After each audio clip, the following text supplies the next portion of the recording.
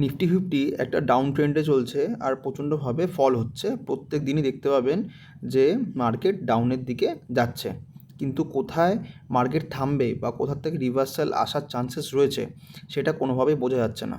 তো এখানে আমি একটা সিম্পল ব্যাপার দেখাচ্ছি যে এখানে ইনভার্টেড হেড অ্যান্ড শোল্ডার হয়েছে আর তার টার্গেট দাঁড়াচ্ছে যে 23351-এ। তো এখানে একটা দেখতে পাচ্ছেন যে একটা সিম্পল ছোট সাপোর্ট রয়েছে, এটা হচ্ছে 1 ডে টাইম ফ্রেম রয়েছে আপনার। যদি 23351-এ সাপোর্টে যদি না থামে তো সেক্ষেত্রে 22776-এ ডেফিনেটলি মার্কেট এখান থেকে রিভার্সাল আসবে।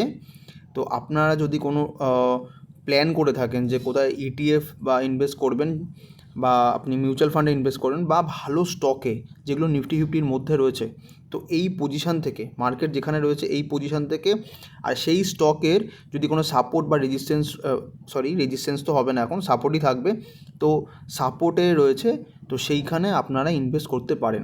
তো আপনারা যদি মনে হয় যে কোন স্টকে আপনি ইনভেস্ট করবেন, তো সেই স্টকে অ্যানালাইসিস করতে হবে টেকনিক্যালি, তো সেক্ষেত্রে আমাকে কমেন্ট বক্সে জানাতে পারেন। আর এই ভিডিওটাকে শেয়ার করবেন যারা খুব টেনশানে রয়েছে যে কতটা মার্কেট পড়বে বা কী হবে বা কতটা কোন জায়গায় ইনভেস্ট করলে বেটার হবে। তো এই ভিডিওটা এখানেই শেষ করছি।